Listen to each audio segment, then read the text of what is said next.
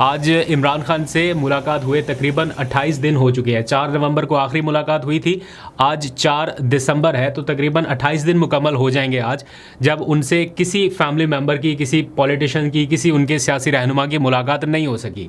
आज फिर मुलाकातों का दिन है। फहरिस्त अडयाला जेल भेजी जा चुकी है, लेकिन उससे पहले क्या हो रहा है, दफ़ा 144 नाफिज कर दी गई है। स्कूल्स बंद हैं, बाजार बंद है, कारोबार बंद है, दुकानें बंद करा दी गई हैं और डिप्टी कमिश्नर साहब ने एक दफ़ा 144 का ताज़ा तरीन नोटिफिकेशन रात गए निकाल दिया है। जो लेटेस्ट अपडेट्स हैं मैं वो जल्दी से आपके सामने रख देता हूँ, उसके बाद बताता हूँ कि इसी दौरान जब ये दफ़ा 144 नाफिज हो रही थी तो इस्लामाबाद में हुकूमत और PTI के दरमियान एक अहम मुलाकात हुई है इसी मामले पर, जिसके बाद TV पर आकर यह कहा गया कि हो सकता है इमरान खान की बहन और उनके एक वकील को मुलाकात की इजाज़त मिल जाए। उसके बारे में भी बताता हूँ, लेकिन पहले ज़रा ये सुन लीजिए कि इंतजामात क्या किए जा रहे हैं दफ़ा 144 के साथ। बताया गया है कि बानी PTI से चूंकि मुलाकात का दिन है, इसलिए अडयाला जेल के अतराफ में मौजूद बाजार बंद रहेंगे। गोरखपुर नाके और जेल के अतराफ में जो मौजूद निजी स्कूल्स हैं उनको भी बंद रखने का कहा गया है, हिदायत कर दी गई हैं। और फिर इस नाके के आसपास ताजरों को कल बाजार बंद रखने की हिदायत जारी कर दी गई हैं। इसी तरह जो गोरखपुर या धागल नाका है, कोई 2 नाके आते हैं, चक्री इंटरचेंज के आसपास से भी जो अडयाला जेल की जानिब आने वाले रास्ते हैं, टोटल मिला के 8 मकामात पर नाकाबंदी की जाएगी। यानी अडयाला जेल जाने वाले रास्ते तकरीबन बंद रहेंगे, वहाँ तक एक्सेस जो है वो बहुत ही मुश्किल हो पाएगी। तो अगर कल आपको लगे कि बहुत कम तादाद में लोग पहुँचे तो उसकी एक वजह ये भी होगी, और दूसरी वजह ये कि पुलिस की भारी नफरी जो है वो जेल के अतराफ में तैनात रहेगी। इससे पहले भी 2 दिन पहले बताया गया था कि 700 के करीब पुलिस एहलकारों को तैनात किया गया, मुख्तलिफ पिकेट्स जो है वो कायम कर दी गई। तो इसकी वजह जो है वो हुकूमती वुज़रा ने TV पर आकर ये बताई कि चूँकि रिसेंट एक कचहरी का वाक़या हुआ दहशतगर्दी का, तो उसके बाद सिक्योरिटी जो है वो हाई अलर्ट की गई है। तो इस वजह से थोड़ी देर पहले पता चला कि वो कराची से फ़्लाइट्स लेके लोग जो है वो इस तरफ रुख कर रहे हैं। हलीमा आदिल शेख की मैं वीडियो देख रहा था, पहले थोड़ी देर पहले उन्होंने बताया कि उनकी 8 बजे की जो फ़्लाइट है वो डिले हुई और 11-12 बज गए। फिर अभी थोड़ी देर पहले मैंने चेक किया तो सारे लोग जो हैं वो फ़्लाइट पे बैठ चुके थे और गालबन वो टेक ऑफ करने वाली थी। जिस टाइम मैं बात कर रहा हूँ तो यहाँ पे शायद वो पहुँच भी चुके हों। कुछ लोग उनके कल ही ट्रेन के ज़रिए भी रवाना हो चुके हैं। वैसे वज़ीर आला की जानिब से यानी KPK की जानिब से ये कॉल नहीं है कि कारकुनान यहाँ पर पहुँचे, लेकिन ओवरऑल जैसे मैंने बताया था पिछले व्लॉग में कि आलिया हमज़ा की जानिब से बुकला को और कारकुनान को आने का कहा गया है। इसी तरह हलीमा आदिल शेख सिंध से कुछ कारकुनान को लेके आ रहे हैं। तो बहरहाल कोशिश ये करेंगे कि अडयाला जेल की जानिब पहुंच सके।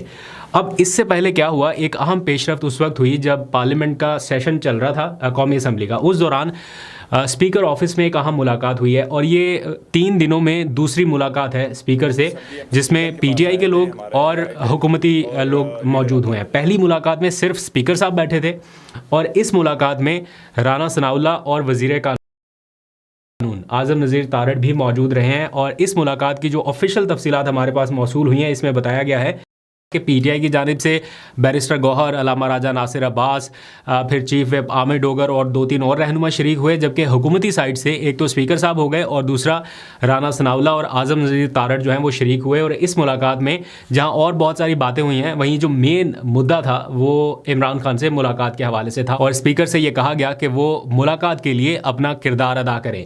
जिसके बाद स्पीकर ने हुकूमत और अपोजिशन के दरमियान हम आहंगी बढ़ाने और इमरान खान से मुलाकात कराने के लिए कुछ चीज़ों के ऊपर गौर करने का कहा है। इस मुलाकात के कुछ ही देर बाद टेलीविज़न चैनल्स पर हुकूमती मशीर जो है वो अपीयर होते हैं, बैरिस्टर अकील, और वो कहते हैं कि अगर PTI शोर शराबा ना करे और ये जो कुछ करने जा रही है इससे बाज रहे या ये ना करे तो ऐन मुमकिन है कि मुलाकात हो जाए और इमरान खान की एक बहन और उनके वकील जो हैं उनकी मुलाकात करा दी जाए। अब इस सारी सिचुएशन में जो आइडियल मामला दिखाई देता है, वैसे तो मुलाकात का होना इन हालात में थोड़ा मुश्किल ही लग रहा है, लेकिन ये जो पिछले 4-6 घंटों में राब्ते हुए हैं, जो मैंने आपको माहौल बताया है, इसमें अक्लमंदी का तकाजा तो ये है कि मुलाकात करा दी जाए, बजाय इसके कि सारे लोग वहाँ पे पहुँचे, पुलिस और कारकुनान का फेस ऑफ ओवर। ये अच्छी नहीं लगती सिचुएशन। तो उससे बचने के लिए ऐन मुमकिन है कि सुबह सुबह ही या पहले वक्त में ही किसी एक आध की मुलाकात करा दी जाए, किसी एक बहन की, किसी एक वकील की मुलाकात करा के ये मामला फौरी यहीं पर रफा दफा हो सकता है। अब देखते हैं कि क्या सरप्राइज़ मिलता है पीटीआई को या बाकी सारे लोगों को जो मुंतज़िर हैं इमरान खान से मुलाकात के लिए। हो सकता है कि कोई पॉजिटिव इसमें जेस्चर हुकूमत शो करे और मुलाकात हो पाए, और अगर एक मुलाकात हो जाती है तो मेरा ख्याल है मामला आगे की जानिब बढ़ने की राह हमवार हो जाएगी। क्योंकि इस माहौल में जब आपके हुकूमत से राब्ते शुरू हो गए, और राब्ते भी मैं आपको बता रहा हूँ कोई इस नौइयत के नहीं कि सिर्फ मुलाकात, हुकूमत और अपोजिशन के दरमियान मुज़ाकरात के हवाले से भी एक बड़ी पेशरफ्त हुई है, वो भी मैं आपके सामने रख देता हूँ। पेशरफ्त ये है कि 2 दिन पहले जो मैंने आपको बताया स्पीकर की मुलाकात हुई अपोजिशन रहनुमाओं से, उस मुलाकात में स्पीकर ने कुछ तजावीज़ मांगी थी।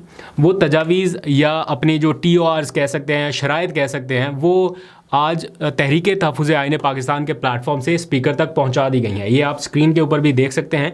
ये कोई 5-6 शराइत हैं, इसमें लिखा गया है। सबसे पहले टॉप पे जो शर्त लिखी गई है, पहला ये है कि तहरीक तहफ़्फ़ुज़ आईन पाकिस्तान हुकूमत से मुज़ाकरात के लिए तैयार है। ये मेरी लाइन नहीं है, मैंने उनसे ख़ुद पूछा कि क्या इस तहरीर का मकसद जो आपने हमें भेजी है, ये उन्होंने ऑफिशियल हमें भेजी, तो मैंने उनसे पूछा दैट मीन्स कि आप हुकूमत से ही बातचीत करने के लिए तैयार हैं और इसका यही मकसद है? उन्होंने कहा बिल्कुल, हम हुकूमत से मुज़ाकरात करने के लिए तैयार हैं और उसके लिए ये शराइत हैं।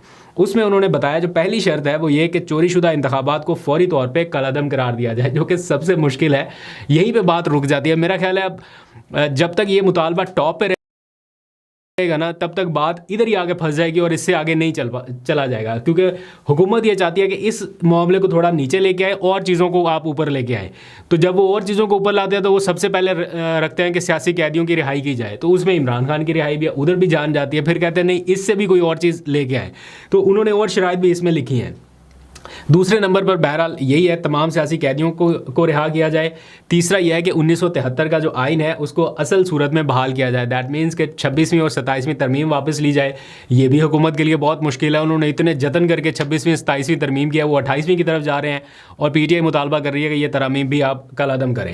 और फिर लिखा गया है कि पार्लिमान की मुकम्मल बालादस्ती और कानून की हुक्मरानी को यकीनी बनाया जाए। दाखिली और ख़ारजी पॉलिसियाँ पार्लिमान तश्कील दे और मुल्क में बुनियादी इंसानी हकूक़ की बहाली की जाए। मीडिया की आज़ादी का ख्याल रखा जाए, यानी बेजा जो पाबंदियाँ हैं, पीका का कानून लगा के गिरफ्तारियाँ हो रही हैं, इसको भी ख़त्म किया जाए और आज़ाद खुद मुख्तार इलेक्शन कमीशन के तहत शफाफ इंतखाबात कराए जाएँ। आज़ाद और शफाफ इलेक्शन कमीशन, खुद मुख्तार इलेक्शन कमीशन, इस निज़ाम को कितना सूट करता है मुझे उसकी डिटेल में जाने की ज़रूरत नहीं है, आप बेहतर समझते हैं। बहरहाल आज पार्लिमान का एक मुश्तरका इजलास होने जा रहा है कुछ ही देर में, चंद घंटों के बाद। आप समझ लीजिए आज दिन 11 बजे का टाइम दिया गया है, 11 बजे मुश्तरका इजलास भी होगा और आज PTI का प्रोटेस्ट होगा। और पार्लियामेंट हाउस से कोई 20-25 किलोमीटर दूर अडयाला जेल है, तो अडयाला जेल में भी ये एहतजाज होना है। तो देखते हैं क्या होता है। मीनवाइल एक ख़बर मेरी आंखों के सामने से गुजरी कि जो भुट्टो साहब हैं, शहीद जुल्फ़िकार अली भुट्टो, उनको कौमी शहीद का दर्जा देने के लिए खैबर पख्तूनख्वा असम्बली में एक करारदाद मुतफ़िक़ा तौर पर मंजूर की गई है। ये जमहूरियत के अतबार से बड़ी अच्छी चीज़ है, अच्छी पेशरफ्त है कि एक ऐसा ऐवान जहाँ पे पीपल्स पार्टी की हुकूमत नहीं है, लेकिन वहाँ पर ये करारदाद मंजूर की जाती है और इसको बड़ा ऑनर किया जाता है। और फिर गवर्नर साहब जो है वो ट्वीट करके बिलावल को टैग करके बताते हैं कि देखिए इस पार्लियामान में ये हुआ। तो ये सारा कुछ हो रहा है। इस तरह से डायनामिक्स जो है वो पॉलिटिक्स के चेंज हो रहे हैं। On the other hand Bhutto का जो मामला है, ठीक है, वो अपनी जगह दुरुस्त है, लेकिन भुट्टो के नाम पर ये मामला कब तक चलने हैं? मेरा ख्याल है ये जो कराची के मैनहोल वाली स्टोरी है उसको 1 मिनट के लिए बंदा डिस्कस करे तो ये कॉन्फ्लिक्ट करती है ये दोनों चीज़ें आपस में। वो हम पहले कर चुके हैं, इसलिए मैं डिटेल में नहीं जाता।